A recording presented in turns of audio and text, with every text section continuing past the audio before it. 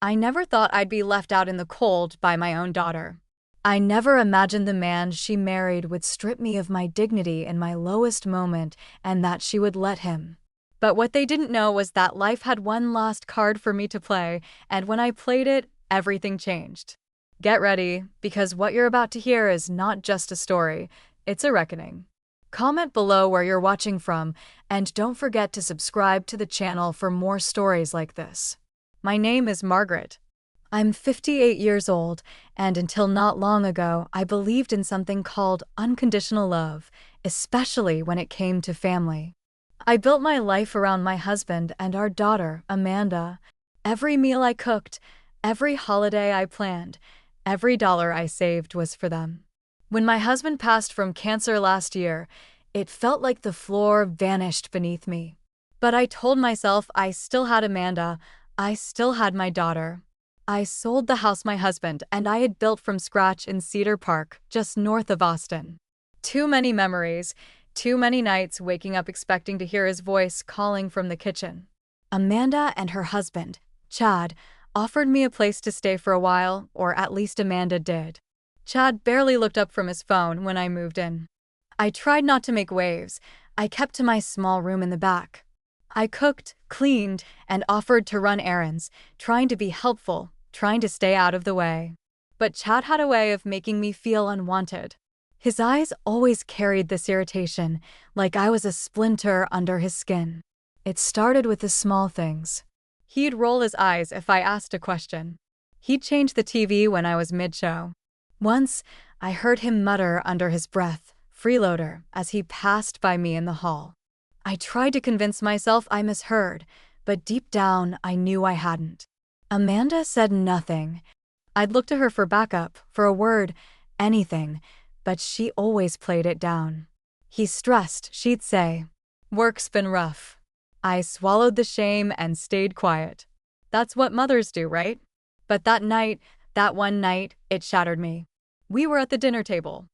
I had made chicken pot pie, his favorite. Amanda was scrolling on her phone, Chad sipping beer like he always did. The silence was heavy. Then, out of nowhere, Chad looked up and said, "Maybe it's time we stop pretending this is temporary. We're not a charity." Amanda froze. I stared at him. "What do you mean?" He smirked. "I mean, how long is this supposed to go on? You're not working. You're not contributing. We've got bills. We didn't sign up for extra mouths to feed." My breath caught. My heart was pounding. I turned to Amanda, desperate. Amanda, she wouldn't meet my eyes. "Maybe it's best," she mumbled, "if you find something more stable for everyone's sake." Everyone's sake. I didn't scream. I didn't argue. I stood up, walked to my room, and packed my things. 2 suitcases, that's all I had left of my life. I didn't even cry while I packed. The tears came later when I stood outside their building, the wind biting through. I grabbed my coat and realized I had nowhere to go. Amanda didn't walk me out. Chad didn't even bother pretending. I sat on the curb for an hour. My phone battery was dead. My heart was too. I remember thinking, this is what it feels like to be erased. That night, I checked into a motel, the kind where the wallpaper peels and the vending machine eats your change. I lay awake, staring at the ceiling, wondering how everything could turn so cold, wondering what I had done to deserve this kind of abandonment. The next morning, I sent Amanda a message. "I understand. I love you always." No reply. The next week, I sent another, then another, birthdays, little updates, silence. 3 months passed. Each day felt longer than the last. I tried applying for jobs, anything, but no one wanted to hire a grieving widow in her late 50s with no recent work history. I considered cleaning houses, babysitting, but my body didn't move the way it used to. The loneliness was suffocating, and worse than that, the shame. I had given everything to that girl. How could she turn her back so easily? One evening, as I was going through a box of old family keepsakes, trying to feel close to something, anything, I found it, my mother's old diary. I hadn't read it in years, maybe never, but something pulled me to it. I sat on the edge of the motel bed, turned the pages, and that's when I found it. A name, a truth, a secret that changed everything. I remember the moment clearly. My hands shook, my heart raced, because suddenly I wasn't just the mother who got kicked out. I was someone else entirely. And for the first time in months, I smiled. They took everything from me, but they had no idea what was coming. After that night, the days blurred into each other like gray watercolors, bleeding on a wet canvas. The motel room smelled of stale air and distant cigarettes. The buzzing hum of the vending machine outside my door became a lullaby of defeat. I stayed quiet. I didn't cry every night, but when I did, it was quiet, the kind of crying where your whole body trembles, but you keep it inside because no one's coming to comfort you. I texted Amanda again on the fourth day, a simple message. "I'm okay, just wanted to know how you are." No reply. I tried again 2 weeks later. Just a heart emoji, nothing. I told myself she was busy, that she'd come around, that Chad must be twisting things. But as the weeks rolled on, that hope started to rot inside me. My money was thinning. I tried getting part-time work, grocery stores, front desks, even a diner down by the highway, but I was either overqualified or not a good fit, which is just polite code for too old and too tired. One night, I sat on the floor of that room, sorting through the only box I had brought with me that wasn't clothes. It was a dusty memory box from the house, some old photos, a few letters, and tucked at the very bottom, a small leather-bound book, my mother's diary. It surprised me. I don't remember packing it. I almost put it back, but something about the way the leather felt in my hands made me pause. I lit the old lamp on the side table and opened the first page. Her handwriting hadn't changed from the notes she used to slip into my lunchbox as a kid, looped, neat, always in ink. At first, it was ordinary stuff. Weather, church, complaints about grocery prices. But then I got to the entry dated June. He came again today, said he wished things were different, that he wished I could be his wife, but he has a family, a business, a name to protect. Margaret will never know. She must never know. I just pray one day she understands how much I loved her, even if she was born out of mistake and desire. I read it twice, then again. She must never know. My breath caught in my chest. I flipped further, entry after entry, hints, memories, meetings at hotels, small cash payments she tried to refuse but needed desperately. She never named him in full, only initials, HJS. But then another entry, February. He said he'd made arrangements that if anything ever happened to him, he'd ensure Margaret had something, a part of what he built. It won't be official, of course. It's too dangerous. But he promised me a trust, a letter. He said his lawyer, Mr. Goldstein, would know that name. It hit me like a punch to the stomach. Goldstein. I'd seen it before. It took me 2 days and several online searches from the motel's shared computer, but I found him, Leonard Goldstein, retired estate lawyer, still listed under a private firm in Dallas. I didn't call. I couldn't. My hands trembled too much. Instead, I sent a letter, a real handwritten letter explaining who I was, who my mother was, and asking, begging for a conversation. 2 weeks later, I received a call. I remember the way his voice cracked when I mentioned my mother's name.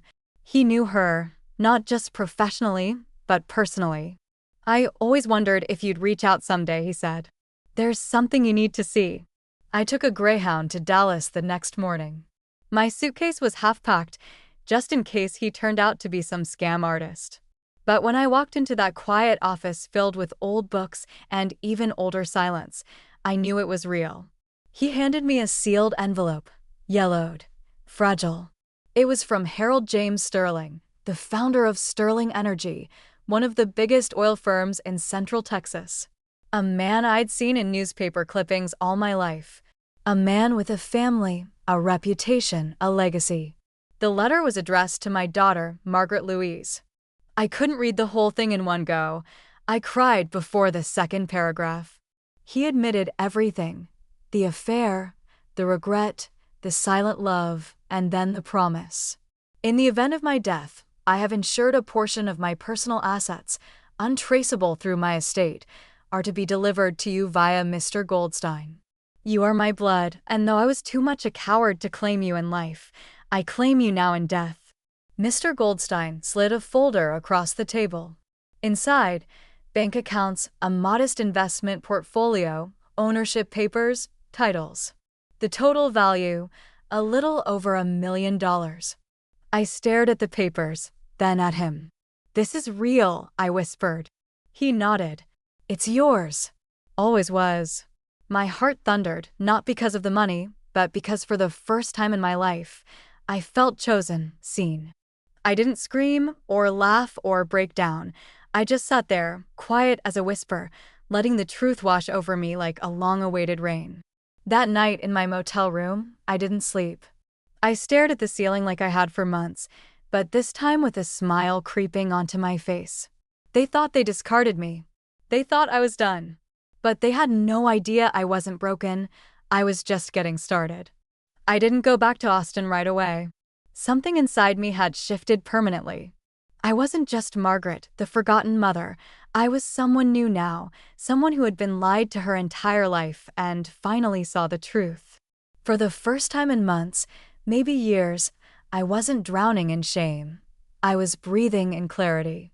I stayed in Dallas for a few more days, just walking through neighborhoods, sipping coffee in silence, watching people live their lives, people who hadn't been tossed aside like I had. And for the first time, I didn't envy them. I studied them. I wondered who among them wore smiles that masked heartache, who had been betrayed, who had clawed their way back from being invisible. Leonard Goldstein didn't just give me the inheritance, he gave me time. Time to process, time to understand what I now held in my hands. It wasn't just wealth, it was power, and I had no idea what to do with it. But grief has a way of becoming fuel when you've been humiliated enough. When I returned to Austin, I didn't go back to the motel. I booked a short-term rental downtown, just off South Congress, clean, modern, quiet. The kind of place Amanda and Chad would never imagine me affording. I began dressing differently, more polished, more deliberate, not flashy, just invisible in a new way. The kind of invisible that gets you through doors. I started watching YouTube videos on investing, real estate contracts. I learned the language of business, not because I wanted to build an empire, but because I wanted to protect myself. I would never be powerless again. That's when I found it. The listing was buried on a real estate auction site, a unit apartment building in East Austin. A little rundown but structurally sound.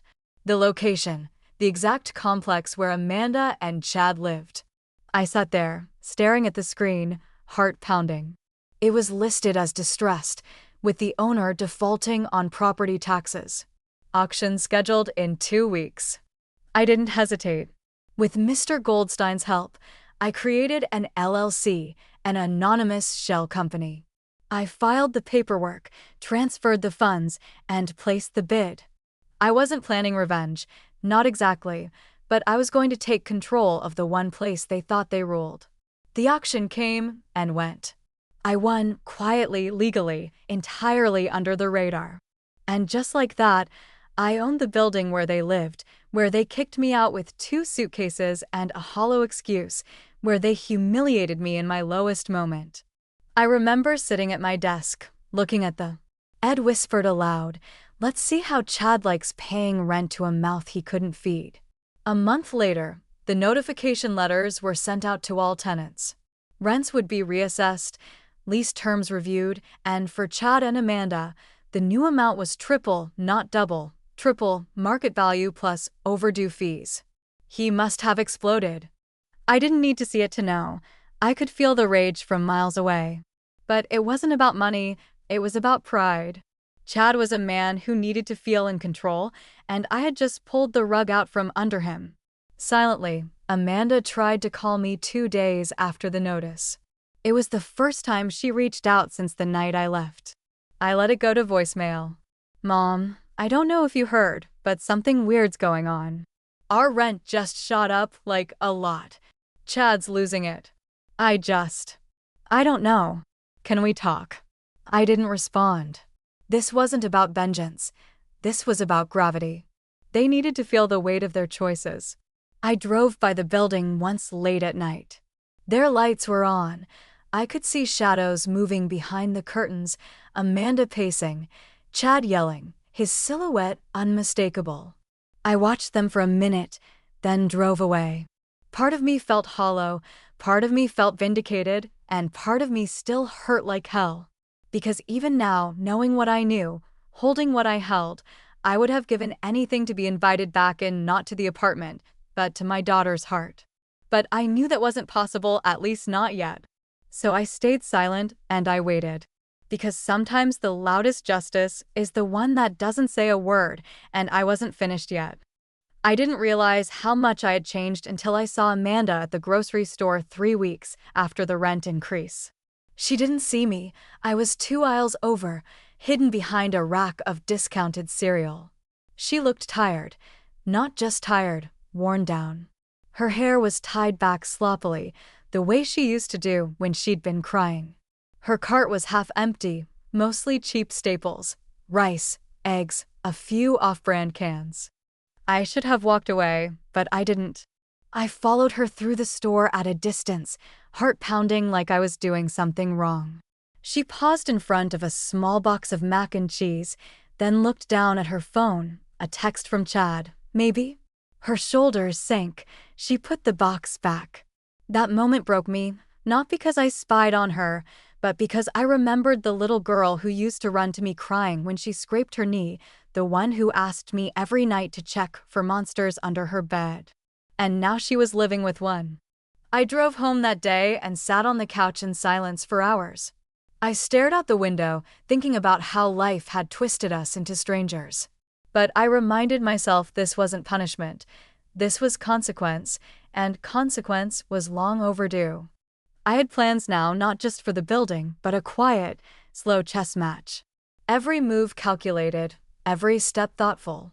With the LLC fully in place and the property legally transferred, I started repairs, small ones at first. Leaks, broken locks, flickering lights. I had never noticed he was too distracted by the rent increase, yelling at the property manager by email demanding answers. But I knew him. I knew how his ego worked. He wasn't going to move. He'd see that as defeat, and Amanda would follow his lead as she always did. So I kept going. I changed the property signage, had a security camera installed near the lobby, and updated the tenants' mailboxes, all under the name of my company, ML Holdings, short for Margaret Louise. No one knew who was behind it. Then came the notice, annual inspections mandatory. Chad sent a furious response through the tenant portal, filled with empty threats and self-righteous indignation. I smiled reading it. He was unraveling, and I didn't need to lift a finger. Meanwhile, I was becoming someone I barely recognized.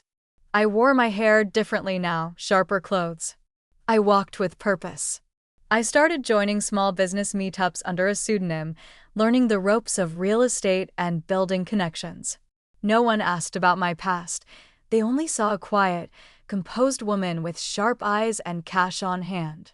The best disguise is the truth. One morning, I passed Amanda and Chad in the parking lot as I exited a tenant meeting. I kept my sunglasses on, hair tucked into a sleek bun, documents in hand. Amanda barely glanced at me. Chad didn't recognize me at all. Later that night, I sat in my living room sipping tea, thinking about how strange it felt to walk right past your own child and be invisible, not because you're weak, but because you're stronger than they remember. They couldn't see me now because they only knew the version of me they used to control, and that woman was gone. The calls from Amanda continued, soft, hesitant voicemails. "Hi, Mom. Just wanted to see if maybe you had time to talk. I know things have been complicated." I didn't return them, not out of cruelty, but because I needed her to feel the void she created. And every time I felt doubt creep in, I opened my mother's diary. I read those words over and over again. Margaret will never know. She must never know. But I did know now, and with that knowledge came a kind of armor no one could tear through. I was no longer the woman begging to stay under their roof. I was the woman who owned it. I always believed revenge wasn't about getting even. It was about balance, justice without fire, a correction, not a war. But when I saw the email response from Chad after he received the notice of his rent increase, I'll admit a small flicker of satisfaction lit inside me. Subject: rent increase. This is absolutely unacceptable. This must be a mistake. Tripping our rent is extortion. I demand to speak to whoever owns the stump. We've lived here for 3 years and never been late once. This is robbery. He signed it Chad D. Harmon, like his name meant something. I read the email 3 times and then forwarded it to my property manager with a simple note. Please respond using standard clause C regarding market rate adjustments. No special exceptions. Chad wasn't just angry. I was stunned. His arrogance never made room for the idea that someone could outmaneuver him. He'd become so used to being in control that the idea of answering to a faceless landlord drove him mad. Amanda tried calling me again that same night. The voicemail was different. No pretense. Mom, I know you're not picking up, but I really need to talk to you. Things are rough right now. Chad's upset. He's taking it out on everything. We're trying to figure things out. I miss you. I do. Her voice cracked at the end. For a moment, my fingers hovered over the screen. I could call her back, tell her it would be okay, that I'd fix everything, but I didn't because it wasn't okay, and I couldn't keep fixing the messes she helped make. Amanda had let him throw me out like I was nothing more than a bill they couldn't afford, and now that the pressure was on her, she remembered how to dial my number. No, let her sit with the silence a little longer. The next week, I authorized additional upgrades on the property: new exterior paint, hallway lighting, landscaping improvements. Chad's rent wasn't just a punishment, it was funding improvements for the other tenants. That was the irony. Everyone else benefited, he just couldn't see it. He began leaving angry notes under the office door. The water pressure sucks. Trash is piling up. If this is what we're paying for, it's a joke. Every note went unanswered. Amanda stopped leaving messages. She started texting instead. Short ones. Hey, can we talk? I really need you. Then silence again. Meanwhile, I watched the bank statements roll in. ML Holdings was stable, profitable. Even the other tenants were quiet, respectful, and paid on time. It was only Chad making noise and Amanda caught in a storm. But things changed when I received the quarterly report from the building manager. Attached were photos of Chad and Amanda's unit. The bathroom had mildew, kitchen tiles cracked, mail stacking up on the floor. They were cutting corners, living lean. I should have felt pity. Instead, I felt clarity. This wasn't just about rent. It was about power, and Chad was losing it fast. Word around the building was he'd started taking on extra hours at work. Amanda was seen crying on the back steps one afternoon by another tenant. They were unraveling from the inside out, and I didn't have to say a single word. That was the part one kept coming back to. For so long, I was the one begging to be heard, begging Amanda to see what Chad was, to see what she was becoming by standing beside him. Now they were choking on their own silence, and I was watching from above. Literally. My new apartment overlooked their courtyard. Different building, higher floor, safer neighborhood, a view they could never afford. I didn't watch them all the time, just enough to remember that I wasn't crazy, that I hadn't imagined the betrayal, that what they did to me deserved consequences. And yet, despite all that, some nights I still found myself sitting by the window, holding my phone, staring at Amanda's last message. Need you, the woman inside me, the mother. But the woman I had become, she knew this was only the beginning. I always thought heartbreak came in loud moments, slamming doors, shouted words, public scenes. But the real heartbreak, it's quiet. It comes in the form of a voicemail you don't return, a message left unread, the silence between you and someone who once called you mommy. The calls from Amanda stopped, the texts slowed, but the damage on her end only seemed to grow. From what I gathered through the building staff, the tension in their apartment had turned into open hostility. Chad was snapping at everyone, refusing maintenance requests and demanding unnecessary inspections, looking for someone to blame. Amanda, I was told, looked like she hadn't slept in days. I didn't rejoice. I didn't celebrate. This wasn't about watching them suffer. It was about something far more painful, watching the daughter I raised willingly stay in a cage and call it love. One afternoon, my property manager sent over a report after a noise complaint. The neighbor downstairs had heard a heated argument, shouting something about losing control and "this is all your fault." Chad had stormed out and didn't come back until the next morning. Amanda stayed locked inside the apartment the whole night, lights off, curtains closed. I waited, not for Chad, but for her. It took 2 more days, 2 long aching days. Then, just as the sun was dipping behind the trees one evening, my building's intercom buzzed. "Hi, this is Amanda Harmon. I was wondering if Margaret, my mom, lives here." My heart stopped. I didn't answer right away. I just watched the screen, frozen. Then slowly, I pressed the door release. 10 minutes later, a soft knock echoed at my apartment door. When I opened it, she stood there looking like a shadow of the girl I raised, pale, makeup smudged, wrinkles in her shirt. She looked 20 years older than she was. We stared at each other for a long time. Neither of us spoke. Finally, she let out a breath. "Hi, Mom." I stepped aside. She walked in slowly, like she wasn't sure she was allowed to. The room was silent except for the clink of teacups as I prepared 2 mugs. I didn't ask why she was there. I didn't ask how she was. I just handed her the tea, sat down across from her, and waited. "I don't know where to start," she said, her voice barely above a whisper. I said nothing. She looked down. "Chad's not. He's not easy. He's angry all the time. Blames the rent, blames me, blames the dog next door, for God's sake." Still, I stayed silent. "I thought I was doing the right thing back then when we asked you to leave." Asked as if I had a choice. "I just wanted to keep the peace. I didn't want more conflict." Chad said. She paused. "He said you'd never leave unless we pushed you, and God, I hate myself for agreeing." I took a sip of tea. "I miss you," she whispered, "but I don't know how to fix it." I studied her face, every line, every flinch.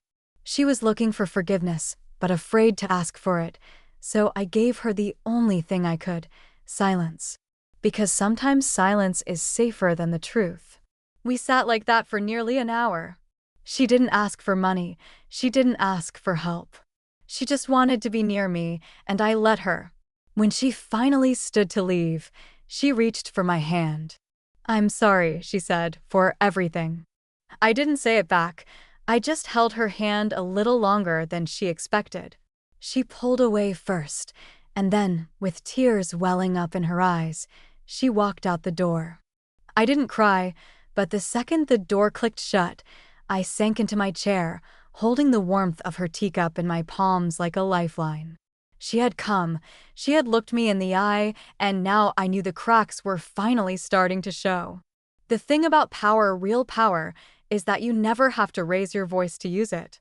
You don't slam doors or shout threats. You just pull a string here, close a door there, and watch the ones who underestimated you start to squirm. And Chad? He was squirming. After Amanda's visit, things grew darker in that apartment. I didn't need a camera to know it. You can feel a house unraveling if you listen closely enough. The maintenance team told me Chad had become unhinged, storming down to the management office twice a week, demanding to know who owned the building. He wanted names. He wanted a face. He wanted someone to blame. The fact that he didn't have one made him spiral. He started digging. I knew he would. Chad wasn't the type to accept defeat quietly. I'd seen the way he used to search Amanda's phone when she took too long at the store, the way he checked her receipts, commented on how long she took to run errands. Possessive didn't even begin to cover it. So when he started poking around for the name behind ML Holdings, I was ready. He started by trying to look up the LLC standard, but my lawyer had filed everything through a privacy trust, no names, no leads.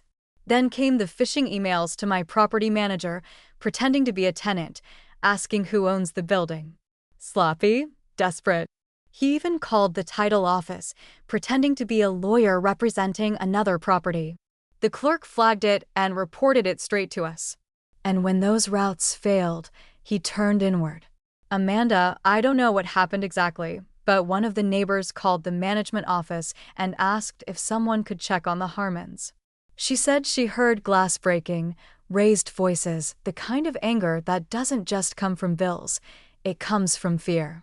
The maintenance man went up there. No one answered, but through the door, he could hear Chad pacing, muttering, Amanda crying. The silence afterward was heavier than the yelling. A few days later, I received a strange envelope. No name on the outside, no return address.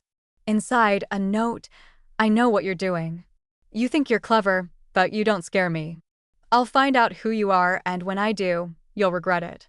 No signature, but I recognized the handwriting. Chad wrote like he spoke, angry, uneven, pressing too hard on the paper. I sat there with the letter in my hands, heart thudding. Out of fear, out of memory, because it took me back to the moment he stood in that kitchen and looked me in the eye like I was dirt beneath his feet. The way Amanda stood beside him, not just silent, but complicit. And now he was the one grasping at shadows, choking on uncertainty, screaming into the void. It was poetic, but it was also dangerous. So I doubled down. I had my lawyer contact building security. We installed more surveillance, discreet legal routine. I made sure the other tenants were protected. The building wasn't going to fall apart because one man couldn't handle the weight of his own cruelty. And Amanda, she didn't call again, but I heard from the building manager that she'd been walking to work. Her car had been sold, their utilities were being cut back, lights off by 8 p.m., no heat some nights. The cracks weren't just in their relationship, they were in their survival. And yet, through it all, I kept my distance because this wasn't about revenge, it was about resolution.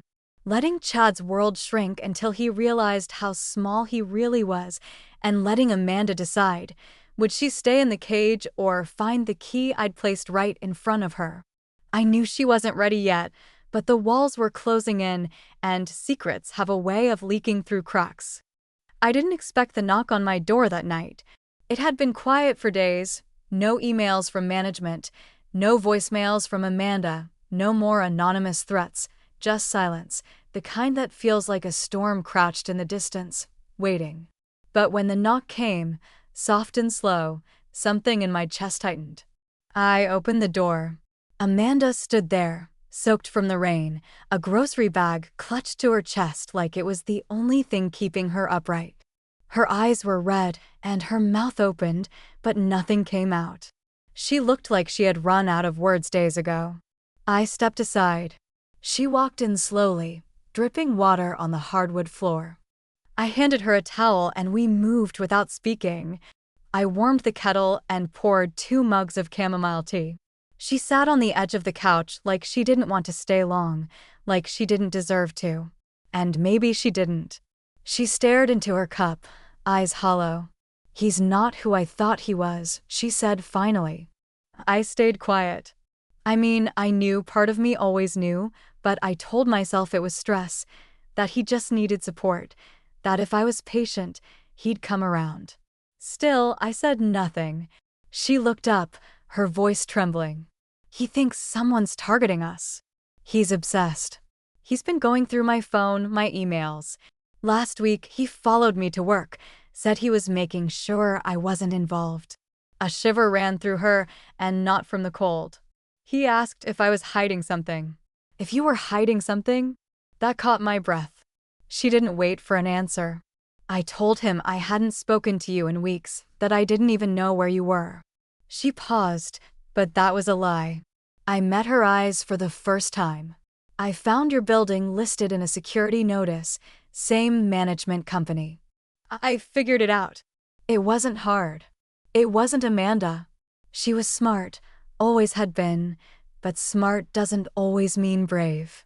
And now she looked like someone who had finally opened her eyes and hated what she saw.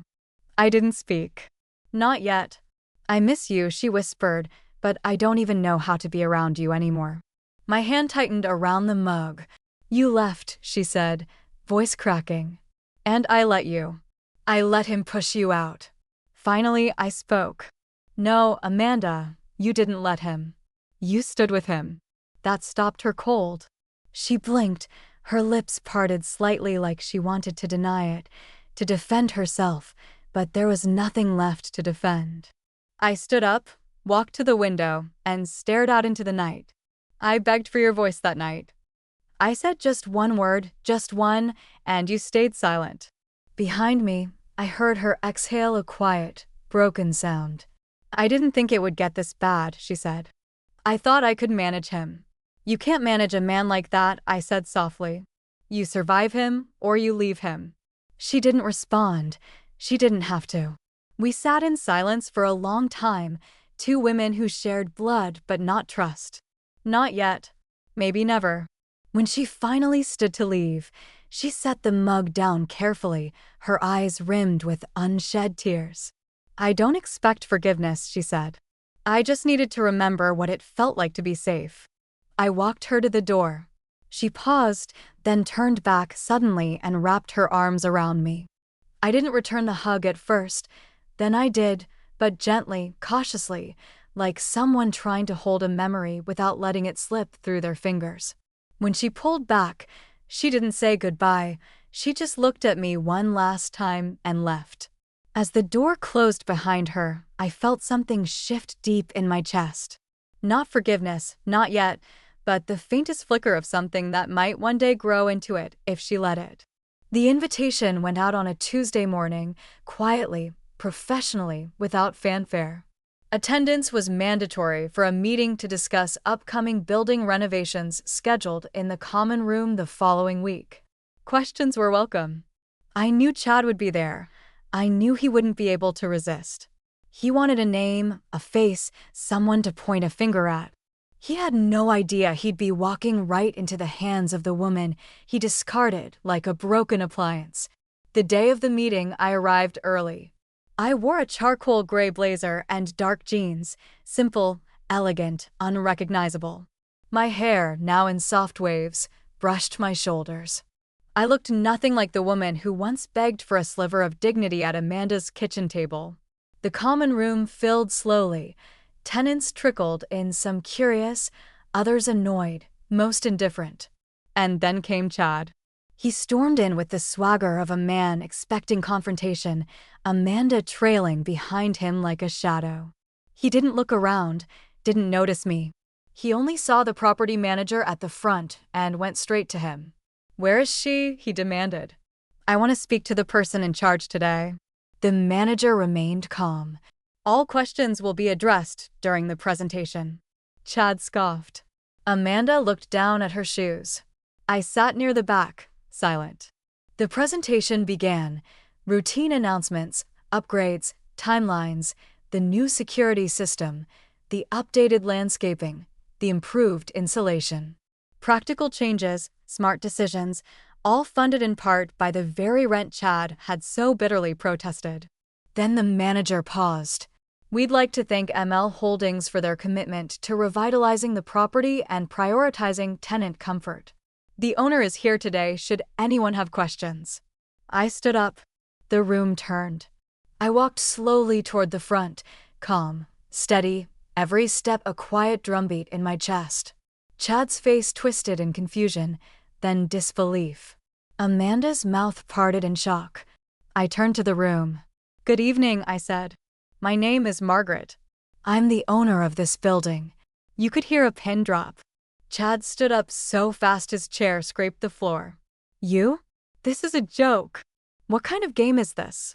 I looked at him, really looked at him, and saw the cracks he had tried to hide, the sweat behind his collar, the puffiness under his eyes, the panic. No game, I said softly. Just business. He took a step forward. You manipulated this. You've been behind this the whole time. You raised our rent. You're trying to ruin us. I held my ground. I gave you a roof. I made improvements. I treated every tenant equally. What I didn't do was forget. He opened his mouth to speak, but I turned back to the group. If anyone has questions about the changes or improvements, I'm happy to answer them after the meeting. Thank you. I stepped aside. The meeting resumed, but the tension never left the air. Chad didn't sit down. He just stood there, trembling, furious. Amanda sat with her hands clasped tightly in her lap, eyes wide and wet. When the meeting ended, tenants came to me, shaking hands, asking questions, thanking me. Some had suspected, most had no idea. Chad waited until the room emptied, then he marched toward me. You think you've won? He hissed. But this is nothing. You've made an enemy. I stared at him, eyes level. No, Chad, I didn't make anything. You did the day you looked me in the eye and treated me like I didn't matter. Amanda stepped between us. Chad, stop. He turned to her, shocked. What did you just? I said stop. She repeated, louder this time. She's not your enemy. She never was. You are. He looked at her like she'd struck him, and in a way, she had. Amanda turned to me, her voice trembling. I didn't know, I swear, about the building, the money, any of it. I nodded. I know. Why didn't you tell me? Because you had to see it, not just hear it. She blinked back tears. Chad scoffed, stepping back. You two deserve each other. No, I said quietly. She deserves better. Then I turned and walked away. And for the first time since that awful night in their kitchen, I felt something shift inside me, not revenge, not satisfaction, but power, quiet, firm, and entirely mine. Amanda showed up at my door again 4 days later, this time holding something in her hands that made my knees buckle the second I saw it, a faded book. A corner torn, the spine barely holding, my mother's diary. I opened the door without a word. She stepped in, eyes wide, her breath shaky. I found it in my closet, she said. The last time I visited you, you must have left it behind. She placed it on the coffee table like it was sacred, and for me, it was. I read it. My heart stopped. I wasn't trying to pry, she rushed, but I recognized her handwriting. I was looking for something that made sense. Silence fell between us like a curtain, heavy still. I didn't know about Harold Sterling, she whispered, or the money, or the trust, or any of it. I nodded once slowly. I didn't know either, not until I had nothing else to lose. Her voice broke. Mom, why didn't you tell me? Why did you let me believe you were helpless? I looked her in the eye, and for once, she didn't look away. Because I was helpless. The night you closed the door on me, I didn't have a plan. I didn't have money. I didn't even have a place to cry where someone wouldn't knock and tell me to keep it down. Amanda winced. I found the diary at my lowest point, when I was counting coins to eat dinner, when I hadn't spoken to anyone in a week. That diary, it didn't just tell me who I was, it reminded me that I mattered, that my mother didn't just love me, she fought for me silently, without ever being able to show it. Amanda sat down, hands clenched in her lap. I don't know how I became the kind of daughter who could do what I did. I keep asking myself that over and over. I walked to the window, stared out at the street below, the quiet hum of life passing by. You didn't become her all at once, I said. It was small choices, letting things slide, choosing peace over truth, believing love meant loyalty even when it hurt. She stood and walked toward me. I've left him. The words hit the air like a bomb. He tried to go through my things again, my laptop, my bag. I told him no. That was it. He screamed, packed a bag and left, said he'd be back. I changed the locks the next day. I turned to her, stunned. I don't know who I am without him, she admitted, voice trembling, but I'd rather find out than keep disappearing. A silence passed between us, thick with everything we hadn't said. Then she looked down at the diary. You didn't deserve what I did, what we did. I can't fix that, but I want to try. I walked back to her slowly, sat down beside her. I used to dream about hearing those words, I said, but when you say them now, they don't fix the past, they rewrite it. She looked at me, confused. I held her hand gently. You see me now. That changes everything. We sat there together for a long time, the kind of silence that doesn't hurt but heals, the kind that comes after truth has finally had its say. Before Amanda left that night, she paused at the door. You didn't raise me to be weak, she said. I just forgot how strong you were. I smiled softly. No, I said, you didn't forget. You just stopped looking. And now she was seeing everything, not just who I had become, but who I'd always been. When the email came in from Chad, I almost didn't open it. The subject line alone made my stomach churn. We need to talk now. I read it slowly, carefully. His words were sharp, frantic, and dripping with desperation. I know everything about the building, about the inheritance, about your little secret with Sterling. You think you're clever. You think you can ruin my life and walk away smiling. Let me make something clear. If you don't undo this, I will go to the press. Your name, your mother's affair, everything. Let's see how your precious reputation holds up when everyone knows what kind of family you really come from. I stared at the screen in stunned silence. He had finally connected the dots. Somehow, through Amanda or his own digging, he'd discovered the truth. But I wasn't afraid because I had planned for this moment since the day I bought the building. I forwarded the email to my attorney. By the next morning, Chad received a cease and desist letter. In it were records of every threatening message he had sent to the property office, the falsified documents he tried to submit under a fake law firm, and the tampered emails we had quietly traced back to his IP address. There were tenant complaints, maintenance, sabotage logs, and even audio clips of his rants from public spaces around the building. We didn't need to press criminal charges. Just one defamation and harassment suit was enough. He panicked, and I knew it because Amanda called me 2 days later. He's gone, she said, her voice shaking. Packed up while I was at work. Left a note saying he was being hunted. He ruined his own, I said quietly. Amanda was silent. Then, I'm sorry again for ever thinking he deserved my silence. You were scared, I replied. I've been there. Fear makes you small, but you don't have to stay that way.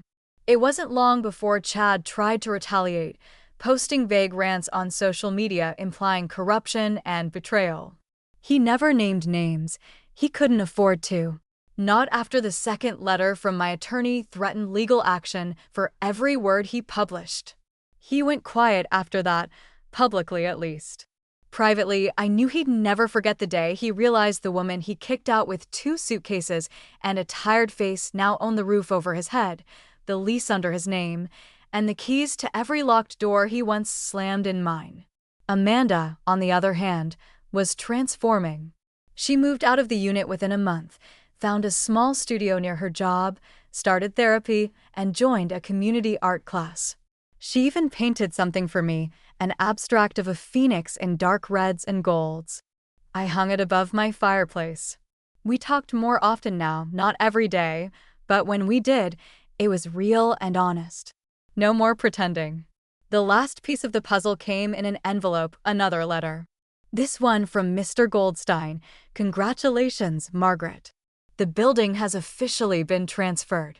The final tenants have signed new agreements. The lawsuit against Mr. Harmon has been resolved in your favor. You are now free to sell, hold, or restructure as. You see, I folded the letter carefully and held it to my chest. This wasn't just about money, property, or revenge. This was about truth, about reclaiming my name, my story, my strength. The next morning, I called a realtor. I was ready to close the last chapter and open the door to a life I no longer had to survive. I could finally live it on my terms. I sold the building in late spring. The final paperwork was signed on a bright, cloudless Tuesday. No fanfare, no ceremony, just a quiet click of a pen, a firm handshake, and the weight of 3 years of grief, betrayal, and silence finally lifting off my shoulders. The money was wired to my account the next day, but I didn't celebrate. Instead, I wrote a check, a large one. Half of the proceeds went to a local shelter for women and children in crisis, the kind of place I wish I had known existed the night I stood on that curb with 2 suitcases and no one to call. I asked them to build a wing named after my mother, the Ellelaner House. It was my way of honoring the woman who gave me strength in silence, who hid a lifetime of secrets so that I could one day discover the truth and become something more than what the world expected. The other half I used to buy a small house. It wasn't extravagant, just a charming little 2-bedroom on the same street where I grew up in Cedar Park, with oak trees out front and a porch swing, enough space for quiet, for healing, for growing tomatoes if I ever felt like trying. The day I moved in, Amanda helped carry boxes. She didn't say much, neither did I, but after we finished unpacking, she sat beside me on the porch swing, legs tucked under her, eyes scanning the street like she was trying to recognize the girl she used to be. "I remember riding my bike here," she said softly, "before everything got complicated." I nodded. "You were always safe here," I told her. "I forgot how that felt," she whispered. We didn't talk about Chad, we didn't need to. His chapter had closed without a dramatic ending, just silence. He disappeared into a new city, a new job, probably a new lie, but not before signing a non-disclosure agreement and quietly dropping his threats. The last thing he wanted was another legal battle or worse, for the world to see the truth about him. He was a ghost now. Amanda stayed for dinner. We made grilled cheese sandwiches and tomato soup like we used to when she was little. She laughed when she burned one side. I laughed when she tried to blame the pan. It was the first real laughter we had shared in years. That night, after she left, I stood at the window holding a cup of tea in both hands, watching the moonlight stretch across the front lawn. For the first time in a long, long time, I said the words out loud. "I forgive you." Not to Amanda, to myself, because that was the hardest part, not rising from the ashes, but learning that I was never the fire they tried to extinguish. I was the spark they underestimated. They taught me that silence was weakness, but I learned how to weaponize it. They tried to erase me and I became someone they could never forget. I sat down on the couch, opened the diary one last time, and tucked a note inside for Amanda to find someday. You don't need their love to be worthy. You don't need their approval to be strong. You only need the truth and to never, ever forget who you are. The clock ticked softly in the background. My tea grew cold in my hands, but my heart was finally warm. I didn't need to scream. I didn't need to win. I just needed to be who I was all along, and now finally I was home. Thanks for listening. Don't forget to subscribe and feel free to share your story in the comments. Your voice matters.